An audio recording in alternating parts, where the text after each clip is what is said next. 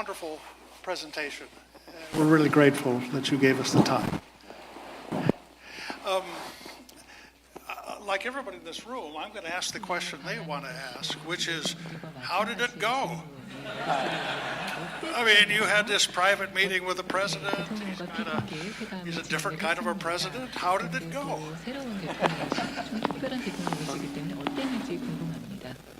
우선은 이 트럼프 대통령께서 이미 저를 만나기 전에 SNS를 쓰지 않았습니까? 매우 위협적으로 SNS 쓰셨고 또 기자회견에서 이미 또 한국 정부의 수사에 대해서 한국 정부 여기 있습니다.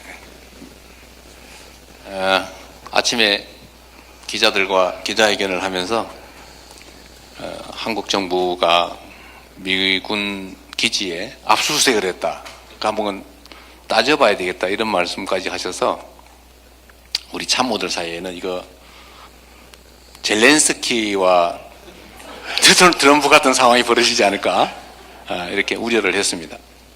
I think your interpreter is going to now. 그런데 So before, first of all, before I met with President Trump today, he posted on Truth Social a very threatening post, which I felt. And then during the press gaggle, he mentioned about the Korean government's investigations regarding the previous government, and he mentioned that he would look into the search and seizure of U.S. bases. And so my staff was worried that we might face a Zelensky moment. 그런데 저는 이미 그렇지 않을 거라는 점을 알고 있었습니다. But I already knew that I would not face that kind of situation. 왜냐하면 제가 트럼프 대통령이 쓴 거래의 기술, The Art of the Deal을 읽었기 때문이죠. That's because I had read President Trump's book, The Art of the Deal.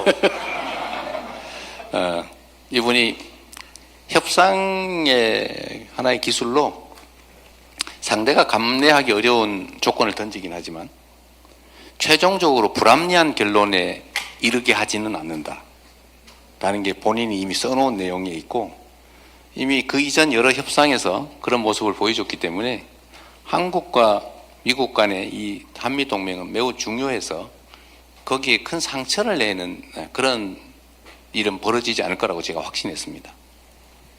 So, as President Trump said, as a technique in negotiating, that he presents conditions that are hard to accept for the opponent, but at the final stage, he does not come to an unreasonable conclusion. So, and this was the pattern that I observed in his previous negotiations with other countries. And because of the importance of the Korea-U.S. alliance, I was confident that he would not inflict a wound to our alliance. 그리고 실제로 이제 우리 회의나 또는 이제 식사 시간의 얘기는 매우 진지하게 협력적으로 이루어졌고 우리가 기대했던 것보다 훨씬 더 많은 것들에 대해서 대화되고 또 양해하고 또 격려를 받았기 때문에 예정된 시간보다 훨씬 더 많은 시간을 결국은 대화하게 됐고 그래서 이 모든 행사 수년이 돼서 여러분과의 이 모임도 늦어지게 된 것입니다. As for the actual summit meeting and our luncheon meeting, we had very good conversations, and I would like to say that my meeting with President Trump was beyond my expectations. So we had very good conversations. We increased our understanding, and I received a lot of encouragement from President Trump. And so our meeting surpassed the planned time, which was why this event was also a bit delayed. 그래서 결과는 아주 좋았습니다. So the results were very good. 모든 사람들이 저한테 그런 조언을 했습니다. 인내해라. So everybody gave me the advice to have patience. Yeah, we're very happy. We're very happy it was a good meeting. Mr. President, I want to ask you maybe a more hard question. Korea's always had a very strong alliance with the United States, but you've also had very strong economic ties with China. And there are some people that say, well, you're going to lean to China on economics, you're going to lean to the United States on security. And then there are some critics, honestly, who say you're too pro-China. Could you respond to that? 대통령님, 그 질문을 제가 한 가지 드리겠습니다. 한국은 항상 강력한 한미 동맹을 견제해 왔었고, 그렇지만 또 경제적인 측면에서는 중국과 긴밀한 관계를 맺어왔습니다. 그렇기 때문에 혹자는 한국이 미국에는 안보를 의존한 채 경제적인 실익은 또 중국을 비롯한 다른 곳에서 취한다는 그런 의문을 제기하기도 했습니다. 그래서 이러한 주장들에 대해서 대통령님께서 어떠한 입장을 가지시는지 좀 문의드리고 싶습니다. 일단은 이제 미국이 중국에 대해서 일종의 강력한 견제 정책, 심하게 얘기하면 이제 봉쇄 정책을 본격적으로 시작하기 전까지는 한국이 이제 안보는 미국, 경제는 중국 이런 입장을 가져왔던 건 사실입니다. So before the U.S. had a very firm position against countering China or containing China, it is, I guess it could be said that Korea relied on its security on the U.S. and its economic cooperation with China. 그런데 최근에 이제 몇 년 사이에 이 자유 진영과 또 중국을 중심으로 한 진영 간의 공급망 재편이 본격적으로 벌어지고 또 미국의 정책이 명확하게 이제 중국을 견제하는 방향으로 가면서 한국도 과거와 같은 태도를 취할 수는 없는 상태가 됐습니다. However, in the recent few years, and as the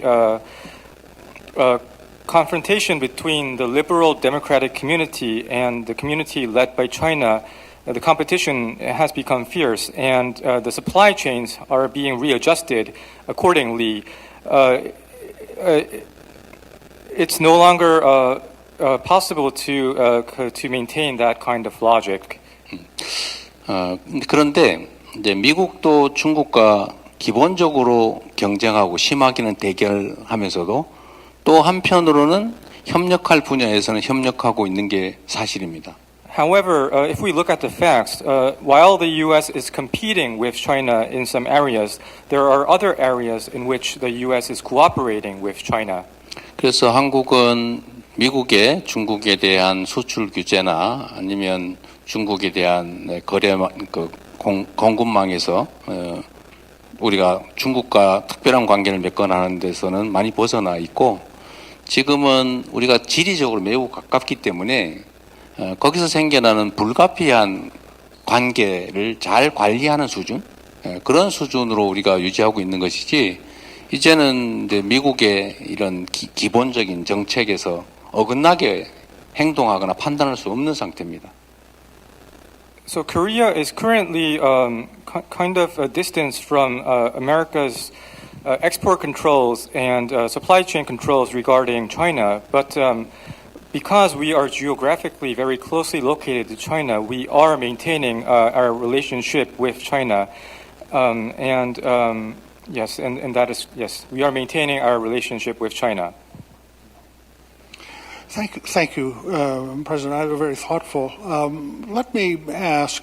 You mentioned in your speech that you've taken steps to take provocative things away from North Korea.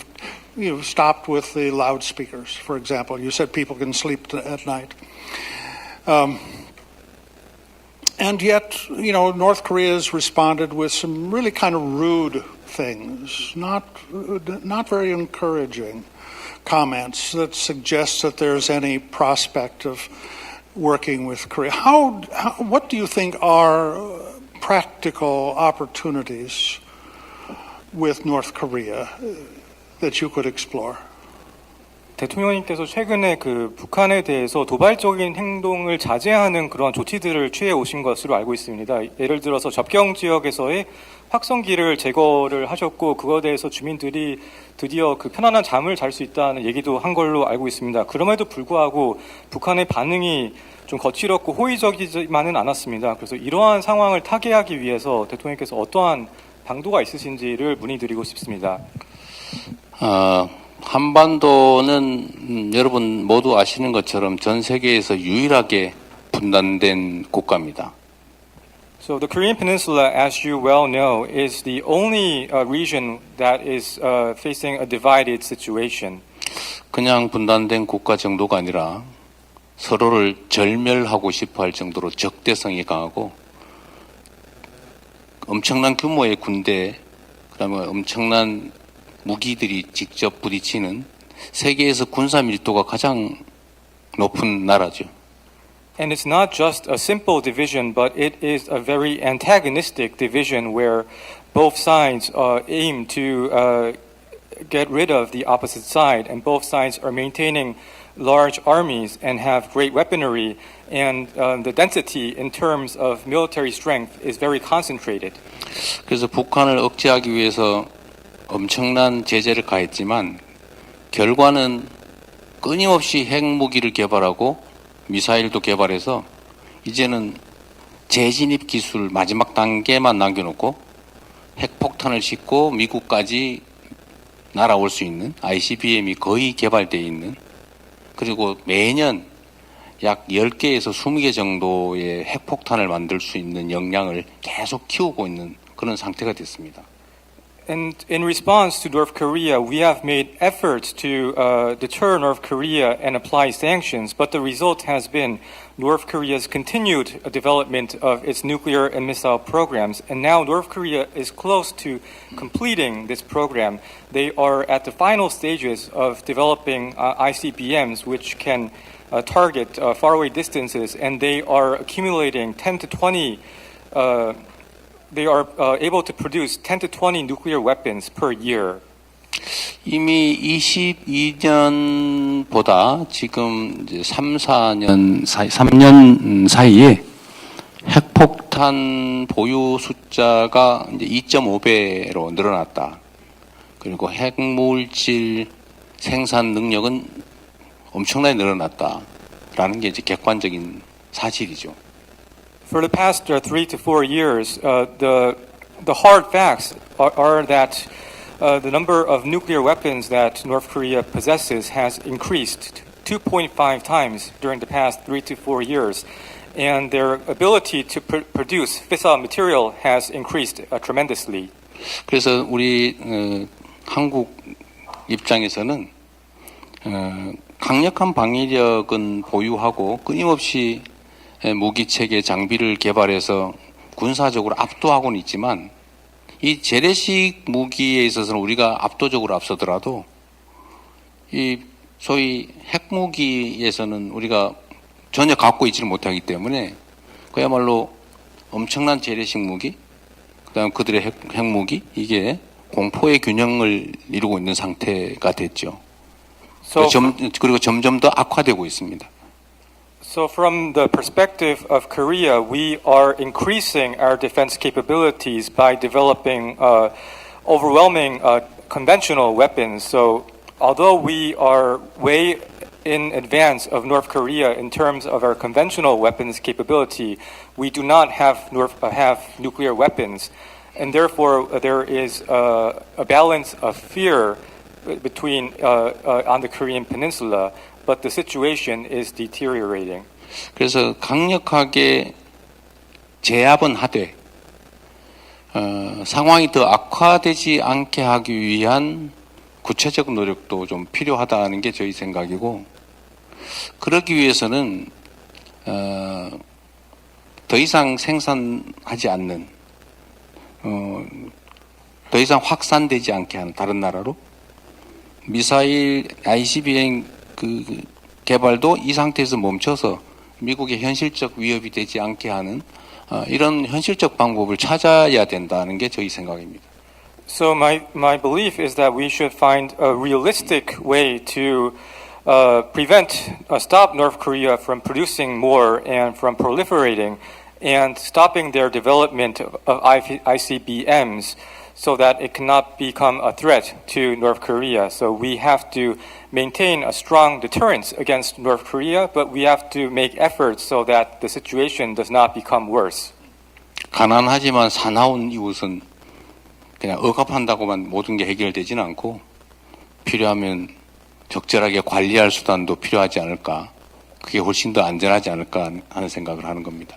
So we cannot solve the problem by simply suppressing North Korea. We also have to have the wisdom of managing the situation if it is necessary to do so. I think that's entirely right, Mr. President. I also think it's very important to emphasize deterrence and for Korea to trust America with its pledge of extended deterrence, because that becomes a foundation for this. 대통령님 말씀에 전적으로 공감합니다. 그리고 그 확장 억제의 중요성이 중요성을 강조하고자 합니다. Mr. President, your schedulers have told me I have to end by 7 o'clock, but I do want to ask one last question. You were elected after a tragedy with the declaration of martial law, and you became the president of a very divided country. Now, we're a very divided country, so we don't hold out a model. But what can you do to have become the president of all Koreans? 대통령님, 제가 그 7시까지 꼭 끝내야 된다는 얘기를 들었지만 이 소중한 기회여서 대통령님께 마지막으로 한 가지 질문만 더 드리겠습니다. 대통령님께서는 계엄이라는 비극을 딛고서 당선이 되셨습니다. 그렇기 때문에 그 한국은 지금 매우 분열된 상태이고 분열된 국가의 지도자이십니다. 그렇지만 미국도 마찬가지로 매우 분열된 상황입니다. 그래서 대통령님께 제가 드리고 싶은 질문은 그 모든 한국인의 대통령이 되기 위해서 어떠한 노력을 하실지 여쭙고 싶습니다. 제가 여러분들한테 하나 이제 보여드리고 싶은 게 있습니다. There's something that I want to show to you.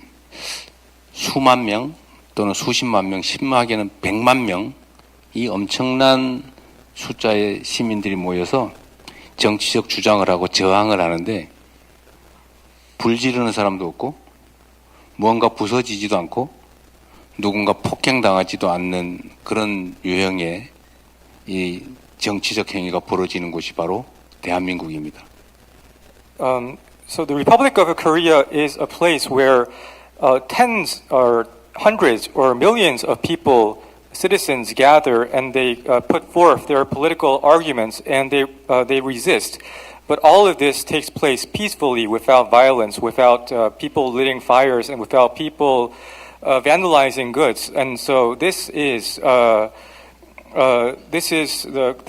political situation, the strength of Korea. 그리고 아까도 말씀드렸지만 현실 정치 권력을 피 한 방울 흘리지 않고 사람들의 아름다운 율동, 노래 이런 걸로 끌어내리는, 그것도 8년 만에 2번씩이나 그런 나라는 전 세계에 사례가 없습니다. And the Korean people, they resisted a living power without shedding blood, and they were able to remove a leader through singing songs and dancing dances, and this happened twice over the last 8 years. And there is no other country that did this besides Korea. 그래서 한국 국민들의 이런 정치적 또 문화적 저력은 정말로 높은 거죠. So the political and cultural strength of the Korean people, I believe, is incredible. 그래서 저나 또 정치 세력이 할 일은 조금 더 양보하고 선을 긋거나 벽을 치지 않고 다 만나고 대화하고 그리고 그들의 입장을 서로 이해하고 또 협력할 건 협력하고 이걸 끊임없이 최대한 최선을 다해서 하는 것이 유일한 길인데 저는 그런 노력들을 충분히 한다면 얼마든지 이 문제는 해결할 수 있다. 최소한 대한민국에서는 그렇게 생각합니다. So I believe that the things that politicians, including myself, what we should do is to make more compromises, and instead of setting barriers, we should meet frequently and have conversations and increase our mutual understanding and cooperate in areas that we can cooperate. And if we make such ceaseless efforts, I think this is the only way to achieve the question that Dr. Hamry that you answered. And I believe that if we make sufficient efforts, then it is possible. But it is possible because it is Korea. I think that's good advice for America, too, I should say. We're at the hour. Could I ask you all, with your very enthusiastic applause, say thank you to President.